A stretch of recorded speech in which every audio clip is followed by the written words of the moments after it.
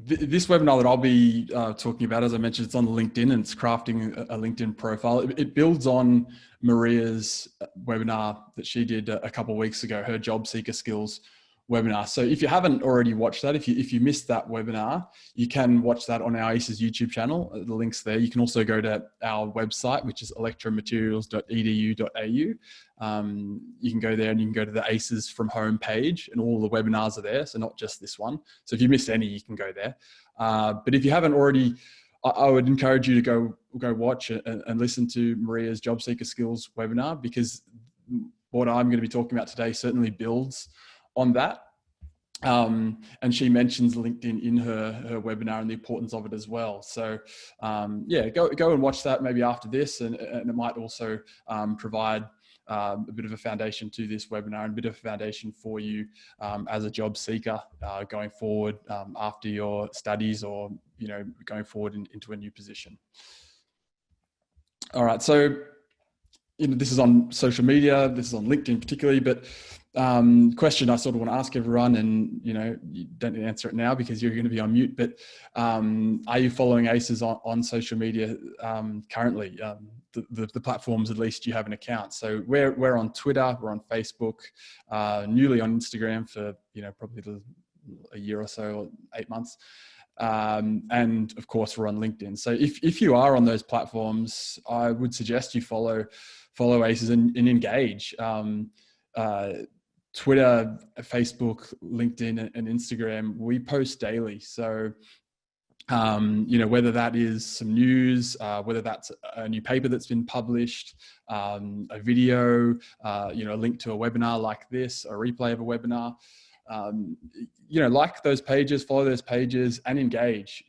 Particularly on Twitter, there's quite a good research and science community there, and it's a great opportunity to network and to share your work and your research. So yeah, we're on all those platforms. All those links are on our website as well. So I'd encourage you to follow the pages and yeah, engage, I guess. All right, so this particular webinar, I'll be talking about LinkedIn. And as I mentioned, this is going to be for people that haven't fully utilized their LinkedIn profile or haven't even got a LinkedIn profile. So some of you will be across all of this. So if you are, well done, and continue to do so. Hopefully you learned something from this. But yeah, we'll see how we go. So LinkedIn is one of the fastest growing social media platforms. It's all about networking. I can't emphasize that enough. It's such an important networking tool. It helps you build relationships with mutual connections, people in your fields, even, maybe some role models or people you don't know. And it should be treated like your online CV. And it's a professional social media platform. So you might use Instagram, most of us do, and you might be posting photos or videos of yourself going on hikes or whatnot. Whereas LinkedIn, it's totally professional. So this is going to be relating to your work, and whether you do use Instagram or Twitter, I would suggest LinkedIn is something you all should be on. Particularly if you're looking to progress to a new position and you're looking for new jobs.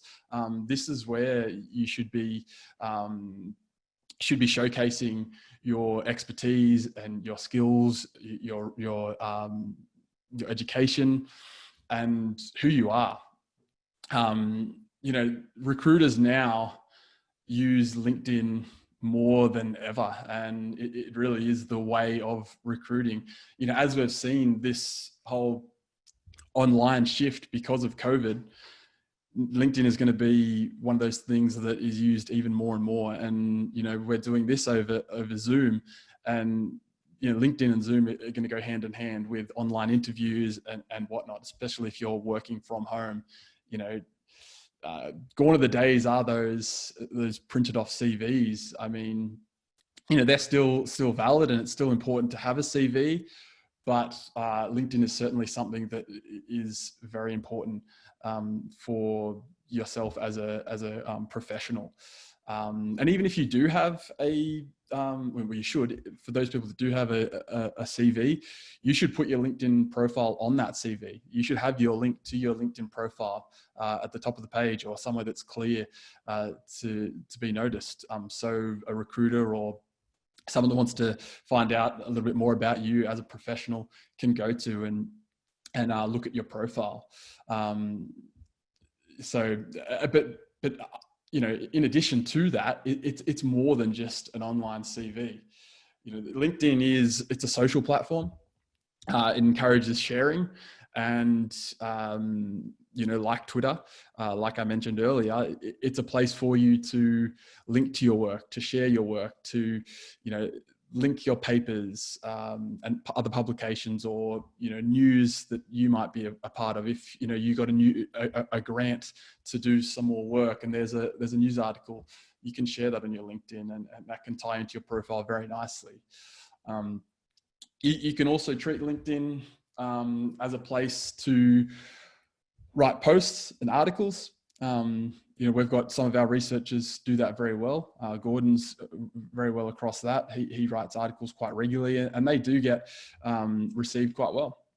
You know, whether that's about a new paper or a new grant, or something that might be going on. His most recent LinkedIn article was on the online grad cert in biofabrication at UOW, and that got, you know, great response, and people contacting us about it because of that post. So I'll go into two LinkedIn articles and posts in a little bit, but yeah, I guess that's just another aspect of LinkedIn that can be valuable for you and for yourself as a professional.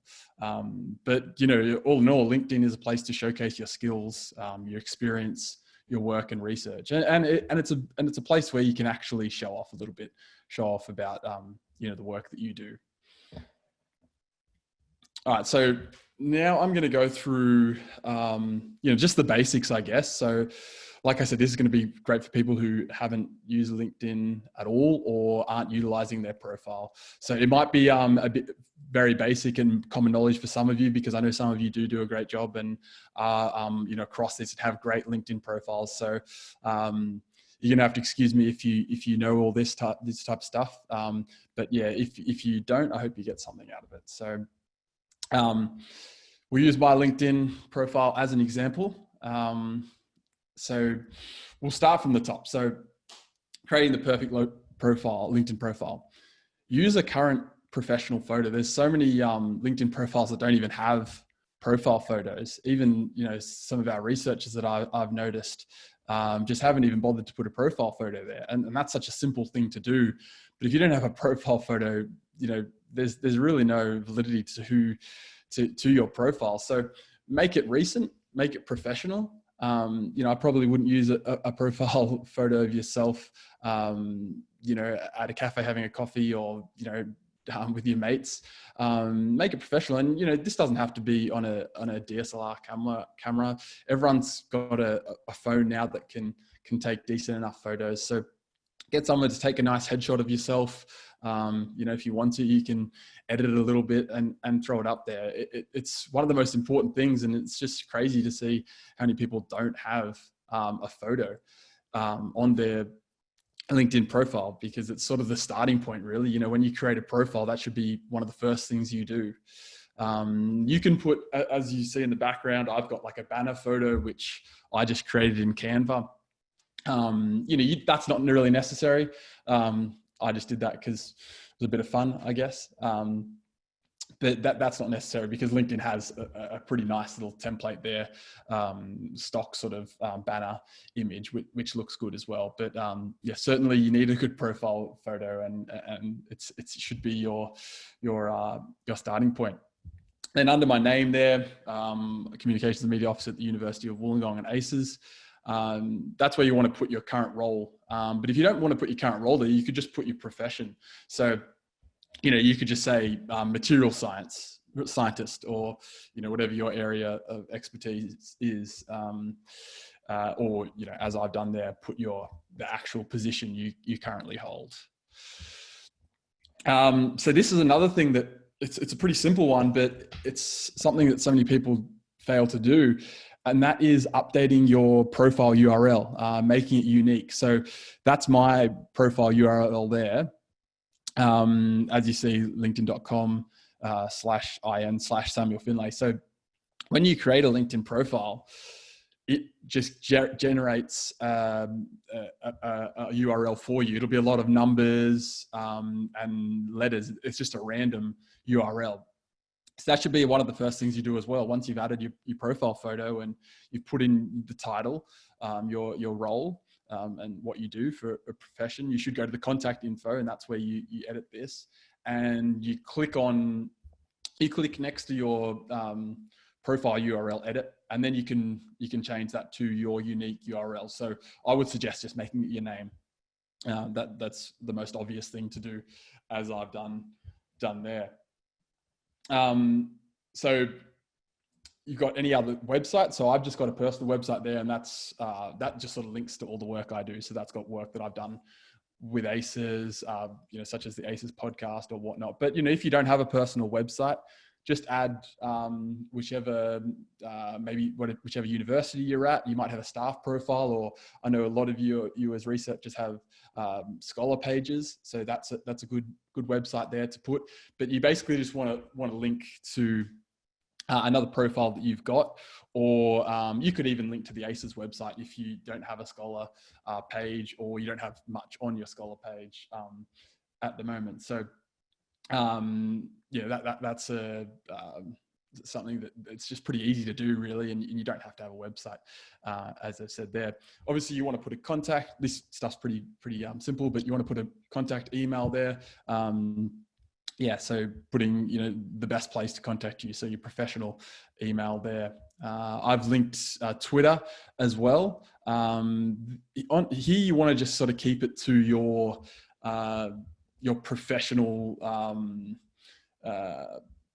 profile. So I use Twitter just professionally. I don't use that like I use my Instagram account, for example. So I probably wouldn't use your Instagram account there unless you're using it in a professional way. If you're just putting photos of yourself on holidays and leisure, you probably don't need to put your Instagram there. But as I said, Twitter's a great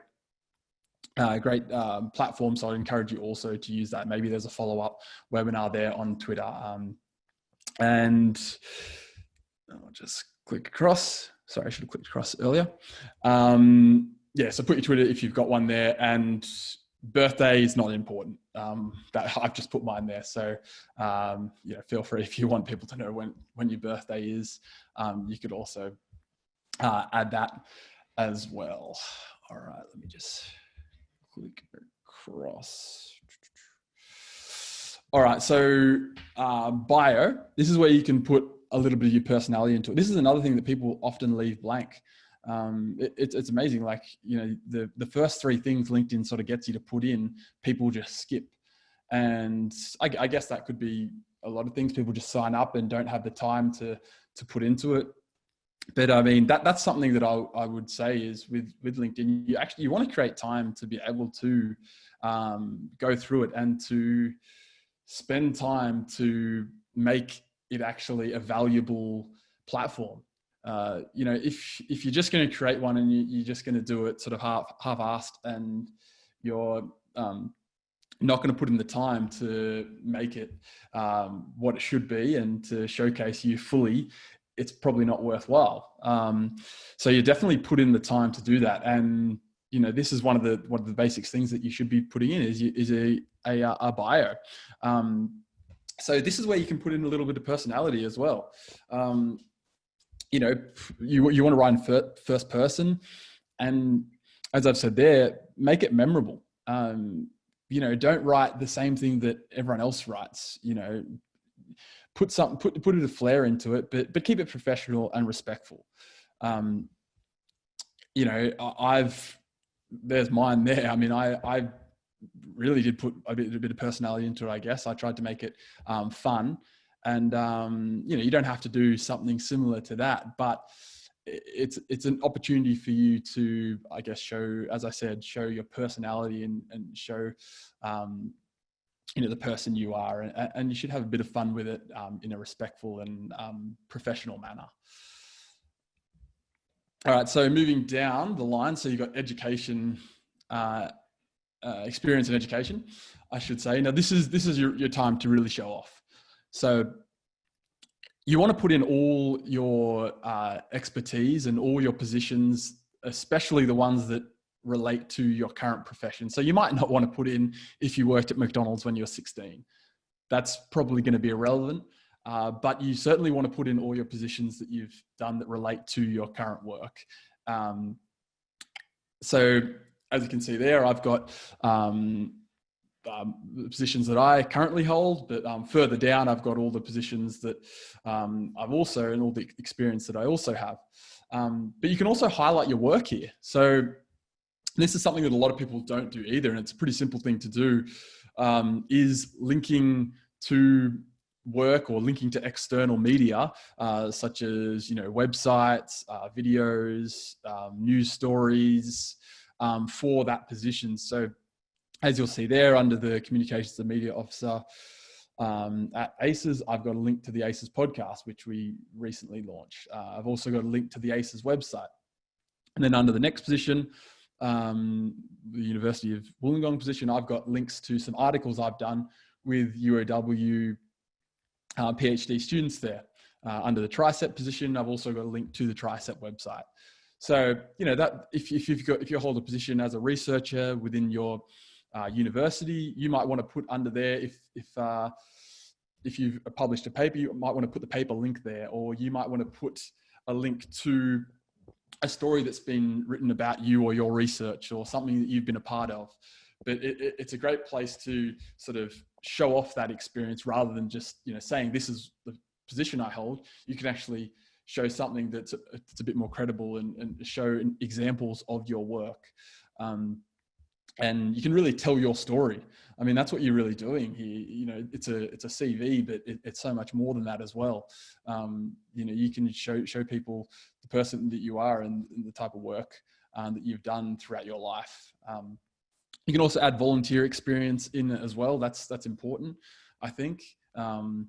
So you want to fill that's actually another section underneath experience, but you want to add that in as well.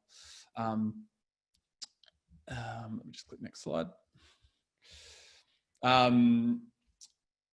you would have seen mine, I've got my role within ACES there. So if you're an ACES member, that should be an experience for you. And you should all be, especially if you're ACES, you should all be following the ACES LinkedIn page. I showed the link at the start of the webinar there. I post on that regularly, post on that every single day. And that's a great chance to consume some news and to share stories and to engage and comment and whatnot there. But you can add that as an experience, as a role, if you are an ACES member, even if you're an ACES PhD student, that's something that you can put in as well. And you can link to the ACES website, or if we've written a story about you or your research, that's a great piece of media that you can add to that experience to take it to that next level. Moving down, so you've got education as well. Make sure you include all your degrees of study. Often I see people have only got their most recent, so someone might have just put in their postgrad studies, but put in your undergrad as well, any other certificates you've done, anything like that. I've got both there, my undergrad and my master's, but that's all I've done. But you guys, especially PhD students or researchers, that have really done a lot of studies, you want to put it in there. Like, remember, this is your chance to show off. So show off all your research, show everyone, the many years you put into your craft. Even if you're currently doing a PhD or you're currently studying something, put that in there, and you can put in the expected year that you'll finish that as well. So other sections, there's more sections as you go further down. So you've got accomplishments and publications. I don't have any publications, so I don't have anything in there, but I imagine most of you, or at least, some of you have got lots of publications, so you can add all those in as well. And, if you're connected with those people that you've published those papers with, you can have that connection within that link there. at the bottom of your page. So that's something to consider as well, adding your publications to there. You can also add accomplishments and awards as well. If you've got honors in something, or if you won a certain award at a conference, something like that, that should be put in as well. And further down, I won't go into this too much, but skills as well. You can add in all your skills, and you can endorse others for their skills as well. Connections, people that you're connected with on LinkedIn, that I guess technically your friends on LinkedIn. You can endorse them for certain skills. And then they can endorse you as well. So when someone scrolls down, it lists all your endorsements and skills there. So, that's, I guess, the basics of LinkedIn.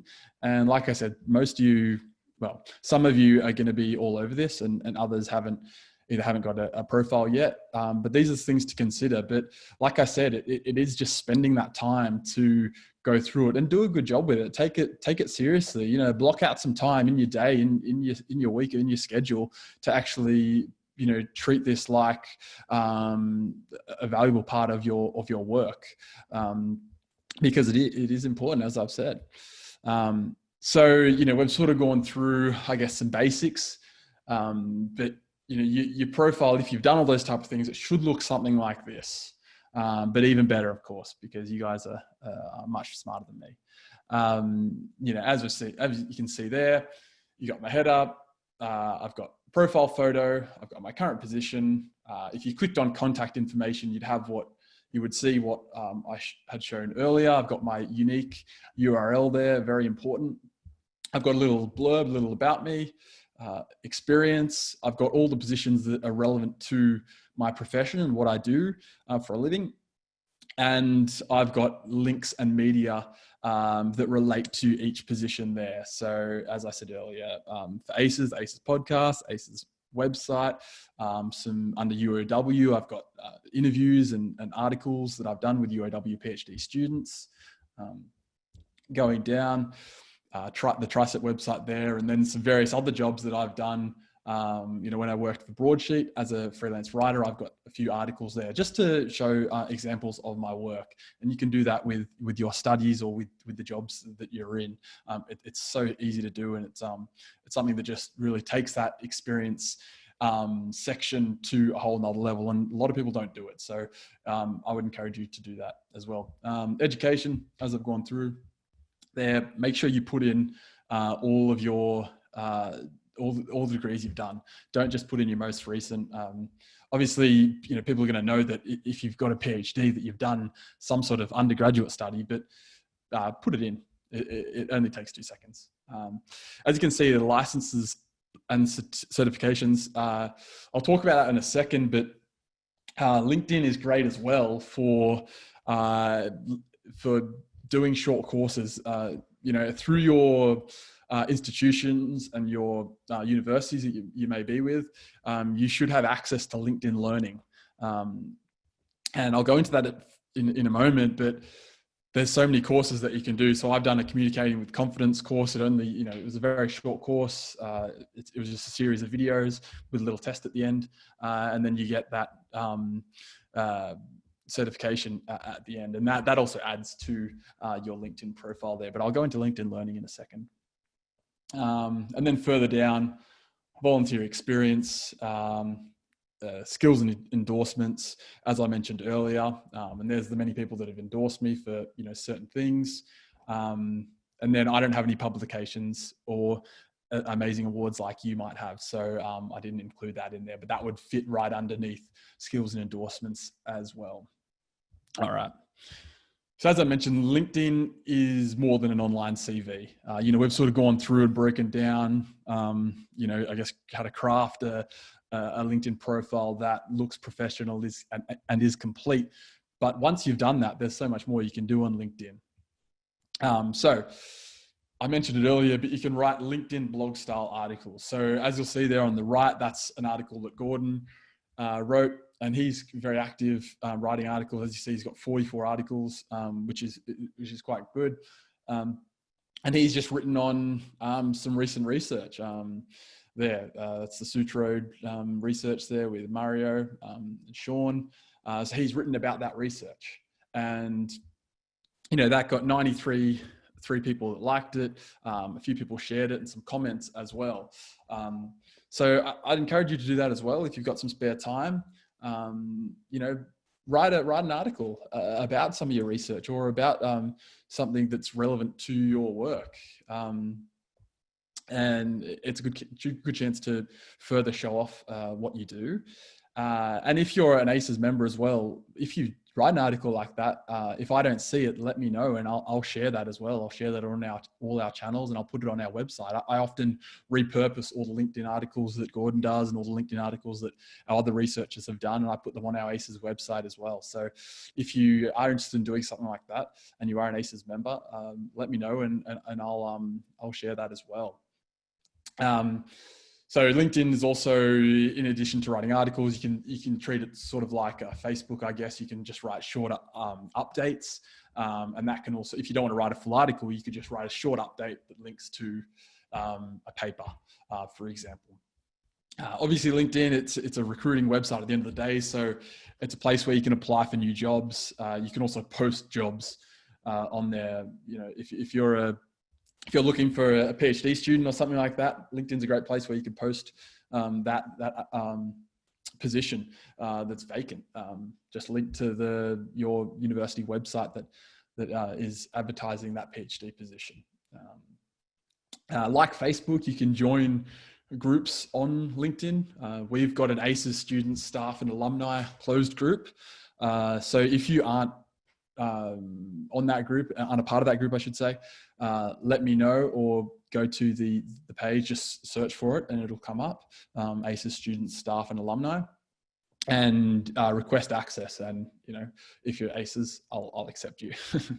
And as I mentioned there, LinkedIn Learning. So that's a place where you can take short courses. I've done a few. I've done, as you saw there, communicating with confidence. We've just started an ACES podcast the last few weeks, so I'm currently doing a short podcasting course on LinkedIn, and that's been great for me to learn some new skills, and it'll show up on my LinkedIn profile once I've done it as well, showing that I have done that course. So as I mentioned there's the ACES students, staff, and alumni group page. So if you are ACES, let me know if you need an invite. Just email me and I'll invite you, or just search for that page, ACES students, staff, and alumni, and I'll add you to the group. LinkedIn Learning, that's just I guess a little sneak peek and a preview of what it is if you haven't been on LinkedIn Learning before. As you can see there's heaps of courses. You could just search up to the top, that top search bar, search for skills, subjects, or software. So you name it, like there's so many different courses up there that you could learn, and some of them are quite short. Some of them might only take an hour or two. Some of them might take multiple hours, but it's self-paced. It's kind of like a MOOC, I guess. But yeah, there's so much you can do through LinkedIn Learning, and it's a great place to learn new skills. All right, so that brings me to the end of my webinar. I hope that it's been somewhat valuable for you. As I said at the start, a lot of you are across LinkedIn and have done a great job with your LinkedIn profiles. So sorry if that was a little bit boring for you if you have, but for those of you that haven't got on LinkedIn yet, or have started a profile but haven't really given it as much time as maybe you should or you'd like to, I hope you've gained something from this webinar. Thanks for your time, and if you've got any questions, fire away and I'll try to answer them to the best of my ability.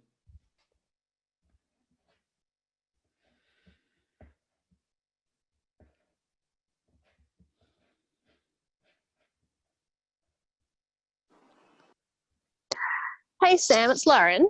Hey Lauren. Question about the LinkedIn Learning. You mentioned that you can access that through your institution. Yep. Is there a special way that you do that with your UOW or Deakin login or whatever it is? How does that work exactly? Yeah, so for that, from memory, you just use your university or institution's website, and it'll recognize that you are a part of that university or institution. You can also use it if you are an alumni of an old university. I know that before I started working at UOW, I could use my university email as a student. So you should be able to use that if you've been to university. And I'm pretty sure, I can't imagine that, well, I'm sure all universities are signed up with LinkedIn Learning. So yeah, you just use your university email when you go to the page. It'll just prompt you to log in or create an account, and then that'll link to your LinkedIn. Even if you've got you use a different email for LinkedIn to LinkedIn Learning.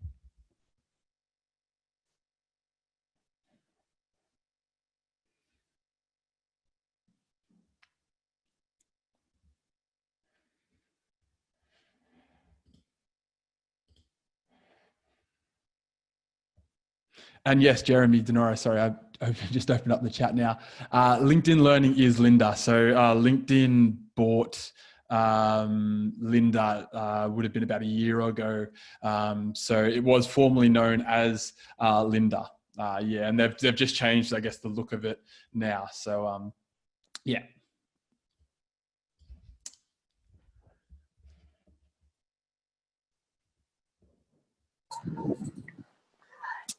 It's just Lauren again. Sorry to be annoying. No, I was just going to make a comment, I guess, to the ACES people we have listening. Sam brought up a good point where you can link to articles and so forth that are written about you. And that's what Sam and I are here to do. We're here to write articles about you guys and the research that you do. So if you've got something you'd like that you think is worth us writing about, please let us know. We might be a bit behind sometimes because there's plenty to write about. But please, if you've got a good idea, get in touch, because our ESP doesn't always work. So we don't know everything that's going on. So please reach out at any time, and we'll try and get some publicity for you on the website. Yeah, for sure. And if you need a hand with setting up a LinkedIn, or if you're unsure about anything, you just send me an email, or if you work or at UOW and go back to the office, just come and see me at my desk, and I'll be able to help the best way I can. I'm sure Lauren will too.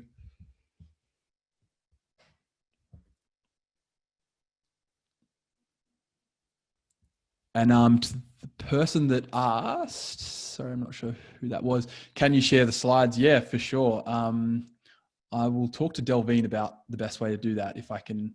I'm assuming that we can do that, but yeah, I've got no problem sharing the slides. So yes, no worries.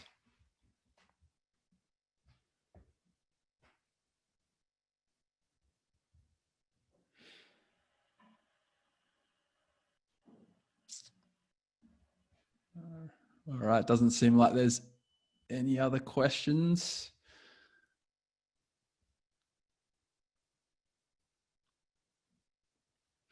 All right, well, if there's no more questions, thanks so much for your time. I hope you guys got something out of this. And yeah, like I said, ask any questions, email me if you've got any concerns or aren't really sure about anything that I went through today.